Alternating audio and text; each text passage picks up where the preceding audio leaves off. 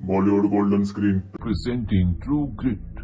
इस कहानी की शुरुआत होती है फोर्ट स्मिथ नाम के एक स्टेशन से, जहां पर 14 साल की लड़की जिसका नाम मैटी रोज है एक आदमी के साथ उतरती है। दरअसल वो यहाँ पर अपने पिता की डेड बॉडी को लेने के लिए आई है।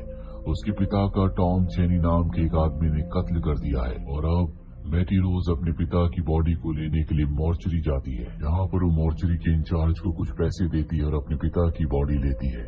उसके साथ जो आदमी होता है वो उसे कहती है कि तुम मेरे पिता के कॉफिन को घर ले जाओ, मुझे यहाँ पर काम है। और वो इंचार्ज से कहती है कि मैं आज रात यहाँ पर रुकना चाहती हूँ। इंचार्ज कहता है कि यहाँ 3 बॉडीज और आने वाली है, अगर तुम उन बॉडीज के साथ यहाँ पर रुकना चाहती हो तो रुक सकती हो। अगली सुबह मैटी रोज यहाँ के शेरिफ से मिलने के लिए जाती है और उन्हें बताती है कि टॉम चेनी नाम के एक अपराधी ने मेरे पिता का कत्ल किया है, मैं चाहती हूँ कि आप उन्हें पकड़ लें। शेरिफ उसे बताते हैं कि जहाँ तक मुझे इन्फॉर्मेशन मिली है, टॉम चेनी ने लकी नेट पेपर गैंग से हाथ मिला लिया है और वो इंडियन टेरिटरी में है जहाँ पर मुझे कोई भी अधिकार नहीं है, वहाँ मैं किसी को गिरफ्तार नहीं कर सकता। लेकिन अगर तुम सच में टॉम चेनी को पकड़ना चाहती हो, उसे सजा दिलवाना चाहती हो, तो मैं तुम्हें 3 आदमियों के नाम बताता हूँ जो तुम्हारी मदद करेंगे। और इसके बाद वो उसे 3 आदमियों के नाम बताते हैं और उन तीनों में से मैटी रोज एक को चुनती है जिसका नाम रूस्टर होता है, जो कि एक डिप्यूटी यूएस मार्शल है। मैटी रोज जब उससे मिलने के लिए जाती है तो रूस्टर बहुत ज्यादा नशे में होता है, इसी वजह से वो मैटी रोज से बात नहीं करता। मैटी रोज वापस मॉर्चरी आ जाती है जहाँ पर उसे रात गुजारनी पड़ती है। अगली सुबह मैटी रोज यहाँ पर एक ट्रेडर के पास जाती है जो मैटी रोज के पिता के साथ काम कर चुका है। मैटी रोज के पिता ने उससे घोड़े खरीदे थे जो उसने अभी तक नहीं दिए। मैटी रोज कहती है कि मुझे वो घोड़े चाहिए। साथ ही यहाँ पर टॉम चेनी ने जब उसके पिता को मारा था तो वो मैटी रोज के पिता का घोड़ा अपने साथ ले गया था और अपने घोड़े को उसने वहीं पर छोड़ दिया था। मैटी रोज कहती है कि जो घोड़े मेरे पिता के तुम्हारे पास है और जो घोड़ा टॉम चेनी का है उसके बदले तुम मुझे $325 दे दो, लेकिन वो ट्रेडर साफ साफ मना कर देता है। यहाँ पर मैटी रोज को पैसों की बहुत जरूरत है, इसीलिए वो ट्रेडर से कहती है कि अगर तुमने मुझे पैसे नहीं दिए तो मैं तुम्हारे ऊपर केस कर दूंगी। ये सुनने के बाद ट्रेडर डर जाता है और वो मैटी रोज को $320 देता है और अब मैटी रोज के पास पैसे हैं, इसीलिए उसे मॉर्चरी में रहने की जरूरत नहीं है। दरअसल ये वो दौर होता है जब $320 एक अच्छी खासी रकम मानी जाती थी और अब वो एक लेडी के घर पर रहने के लिए जाती है। अगली सुबह कोर्ट जाती है जहाँ पर रूस्टर के ऊपर केस चल रहा है। दरअसल वो एक यूएस मार्शल तो है, लेकिन उसने अपने करियर में 23 एनकाउंटर्स किए, इसीलिए उसके ऊपर केस चल रहा होता है। केस खत्म होने के बाद वो रूस्टर से मिलती है और कहती है कि मैं चाहती हूँ कि तुम मेरे लिए टॉम चेनी को पकड़ो, इसके बदले में तुम्हें $50 दूंगी। हालांकि ये बड़ी कीमत होती है, लेकिन उसकी बात सुनकर रूस्टर को नहीं लगता कि वो उसे $50 दे सकती है, इसीलिए वो एक बार फिर से वहाँ से चला जाता है। अगली सुबह जब मैटी रोज उठती है तो उसके सामने एक टेक्सास रेंजर होता है जिसका नाम लिबॉफ है। ये डिपार्टमेंट ऑफ पब्लिक सेफ्टी से बिलोंग करता है और ये मैटी रोज से टॉम चेनी के बारे में पूछता और बताता है कि उसने सेनेटर का कत्ल किया है, इसीलिए मुझे उसकी तलाश है। पर मैटी रोज उसे बताती है कि ये काम मैंने रूस्टर को दे दिया। ये सुनने के बाद वो वहाँ से चला जाता है और अब एक बार फिर से वो रूस्टर के पास जाती है और उसे कहती है कि मैं तुम्हें 50 नहीं बल्कि $100 दूंगी। अब रूस्टर उसकी इस ऑफर को एक्सेप्ट कर लेता है, लेकिन वो कहती है कि मैं भी तुम्हारे साथ जाऊंगी। रूस्टर कहता है कि नहीं, वहाँ बहुत खतरा है, इसीलिए तुम वहाँ नहीं जा सकती। पर वो किसी भी कीमत पर अपने पिता के कातिल को अपने सामने मरता हुआ देखना चाहती है, इसीलिए रूस्टर को कन्विंस करती है। रूस्टर उसकी बात मान जाता और कहता है कि तुम कल सुबह यहाँ पर आ जाना, कल सुबह यहाँ से हम इंडिया जाएंगे।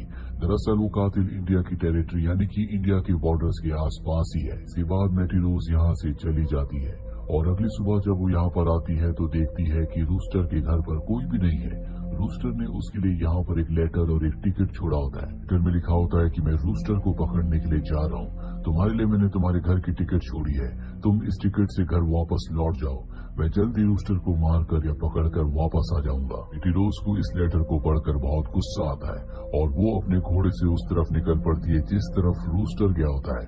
कुछ ही देर बाद उसे रूस्टर दिख जाता है। यहाँ पर रूस्टर अकेला नहीं होता, उसके साथ लिबॉफ भी होता है और वो कहती है कि तुम्हें मुझे अपने साथ ले जाना होगा क्योंकि हमारी डील हुई थी और तभी मैं तुम्हें $100 दूंगी। और अब रूस्टर उसकी बात मान जाता है। पूरा दिन सफर करने के बाद जब रात को ये उस पीहड़ में आराम करते हैं तो मैटी रोज इनसे पूछती है क्या तुम दोनों के बीच में कोई सौदा हुआ है।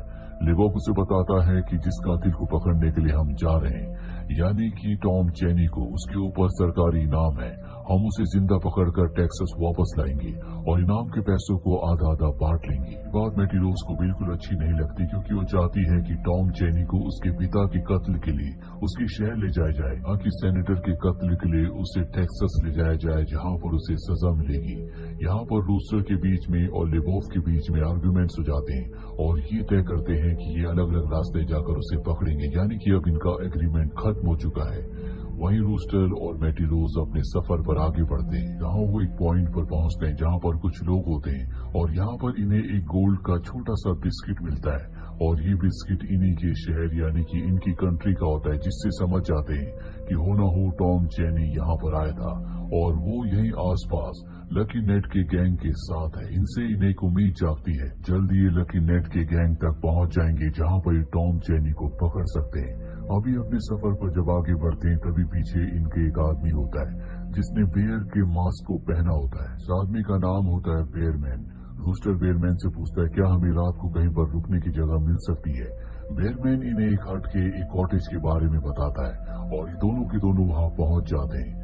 अब यहाँ पर रूस्टर को हर एक जगह पर खतरा लगता है। सीलियो मैटी रोज से कहता है कि तुम कॉटेज के ऊपर जाओ और अगर मैं इशारा करूँ तो तुम चिमनी के ऊपर कपड़ा रख देना। और इसके बाद मैटी रोज ऊपर चली जाती है। मैटी रोज के ऊपर जाने के बाद रूस्टर आवाज लगाता है और उस कॉटेज के अंदर से एक आदमी बाहर आता है। रूस्टर कहता है कि हमें रात को यहाँ पर पनाह चाहिए, लेकिन वो आदमी साफ साफ मना कर देता और खुद अंदर चला जाता है। और इसके बाद यहाँ पर रूस्टर मैटी रोज को इशारा करता है जिससे वो चिमनी को ढक देती है। कॉटेज के अंदर धुआं हो जाता है और बाहर से रूस्टर गोलियां चलाता है।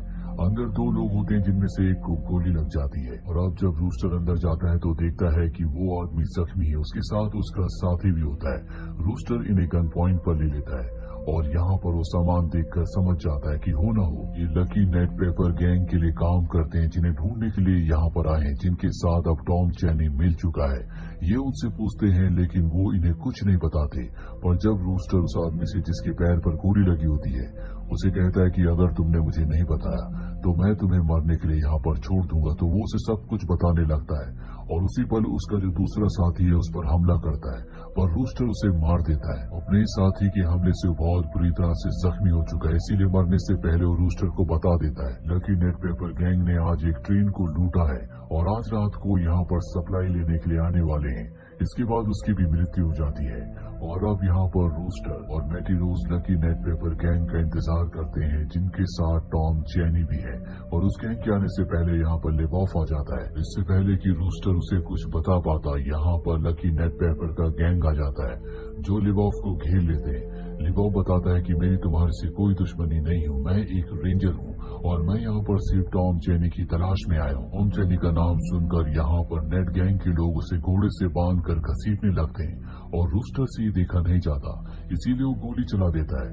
दोनों तरफ से गोलीबारी होना शुरू हो जाती है। रूस्टर वहाँ पर सभी को मार देता है, लेकिन नेट जो लकी गैंग का बॉस है वो यहाँ से भागने में कामयाब हो जाता है और इस तरह से रूस्टर यहाँ पर लिबॉफ को बचा लेता है। अब ये तीनों की तीनों अगली सुबह एक बार फिर से अपना सफर तय करते हैं और कई दिनों तक ढूंढने के बाद भी इन्हें लकी पेपर यानी कि नेट और उसके गैंग का कोई भी नामो निशान नहीं मिलता और ये समझ जाते हैं कि वो पूरा का पूरा गैंग यहाँ से निकल चुका है। इसीलिए अब रूस्टर और लिबॉफ को लगता है कि इस भीड़ में घूमने का कोई भी फायदा नहीं है और रात को जब एक जगह स्टे करते हैं तो यहाँ पर रूस्टर और लिबॉफ के बीच में आर्गुमेंट्स हो जाते हैं और लिबॉफ कहता है कि अब यहाँ पर रुकने का कोई फायदा नहीं है, मैं टेक्सास वापस जा रहा हूँ और वो यहाँ से निकल जाता है। हालांकि रूस्टर भी यहाँ से जाना चाहता है, लेकिन मैटी रोज कहती है कि हम बहुत दूर तक आ चुके हैं और हमें यहाँ पर और कुछ दिन सर्च करना चाहिए। अगली सुबह मैटी रोज नदी के पास पानी भरने के लिए जाती है और तभी वो देखती है कि वहाँ पर एक आदमी अपने घोड़े के साथ है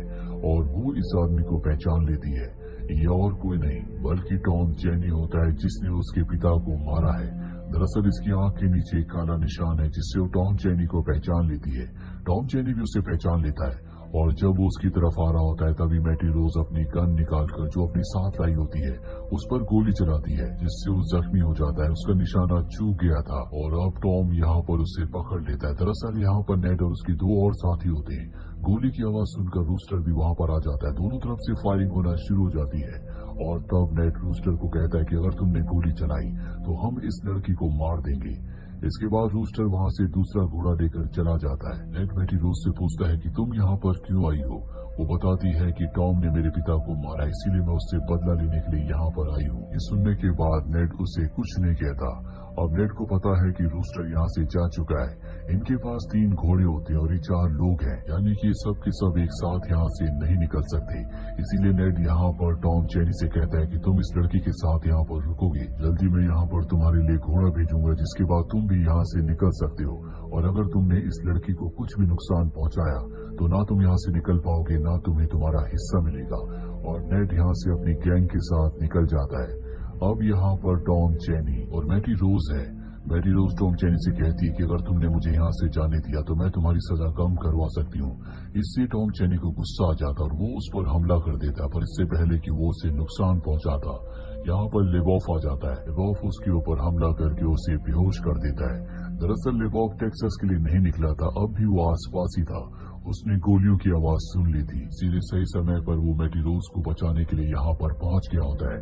कुछ समय के बाद ये ऊपर से देखते हैं जहाँ नीचे अब रूस्टर होता है। दरअसल रूस्टर भी वापस आ गया था और रूस्टर के सामने नेड और उसके तीनों साथी भी आ गए होते हैं। रूस्टर नेड से कहता है कि तुम सरेंडर कर दो, पर नेड ऐसा करने से मना करता है, जिसके बाद रूस्टर उनके ऊपर फायरिंग करता है और नेड के तीनों साथियों को मार देता है। नेड भी रूस्टर के ऊपर हमला करता है, जिससे वो घोड़े से गिर जाता है और अब नेड के सामने रूस्टर है। इससे पहले कि वो रूस्टर को मारता, लेबॉफ जो दूर से सब कुछ देख रहा होता है वो वहीं से गोली चलाता है और नेड को मार देता है। यहाँ टॉम चेनी जो बेहोश था, गोलियों की आवाज से वो होश में आ जाता है और पत्थर से लेबॉफ के ऊपर हमला करके उसे बेहोश कर देता है। ठीक उसी वक्त मैटी रोज लेबॉफ की गन उठा लेती है और टॉम चेनी के ऊपर तान देती है और उसे शूट करके मार देती है, लेकिन गन की फोर्स से पीछे वो एक गुफा में गिर जाती है, जहाँ पर एक सांप उसके हाथ में काट लेता है। रूस्टर वहाँ पहुंचकर उसके हाथ से खून चूसता है, लेकिन इससे उसके शरीर का जहर कम नहीं होता। वो उसे उठाकर पास ही की एक जगह ले जाता है, जहाँ पर उसके हाथ को काटना पड़ता है, तभी उसकी जान बच पाती है। और जब तक वो डेंजर से बाहर नहीं निकल जाती, रूस्टर वहीं पर रहता है। मैटी रोज को जब होश आता है तो देखती है कि रूस्टर वहाँ से जा चुका है और अब 25 साल बीत जाते हैं। 25 सालों के बाद मैटी रोज को रूस्टर का लेटर मिलता है, जिसमें लिखा होता है कि वो ट्रैवलिंग वाइल्ड वेस्ट शो कर रहा है और वो वहाँ पर उससे मिलना चाहता है। मैटी रोज पिछले 25 सालों से उससे मिलना चाहती थी और जब वो उससे मिलने के लिए जाती है तो उसे पता चलता है कि रूस्टर की 3 दिन पहले मृत्यु हो चुकी है, जिसके बाद वो उसकी बॉडी को अपनी फैमिली की सेमेट्री ले जाती है, जहाँ पूरे रीति रिवाजों के साथ सेमेट्री में उसको दफन किया जाता है। वो उसकी ग्रेव के सामने खड़ी होती है। दरअसल मैटी रोज ने आज तक शादी नहीं की और अब वो लेबॉफ से मिलना चाहती है अगर वो जिंदा है, क्योंकि पिछले 25 सालों से ना तो रूस्टर से मिली थी ना ही लेबॉफ से, जिन दोनों ने उसकी मदद की थी, जिस वजह से वो अपने पिता के कातिल को मार सकी। और इसी के साथ ये फिल्म, ये कहानी यहीं पर खत्म हो जाती है। उम्मीद करते हैं कि ये कहानी आपको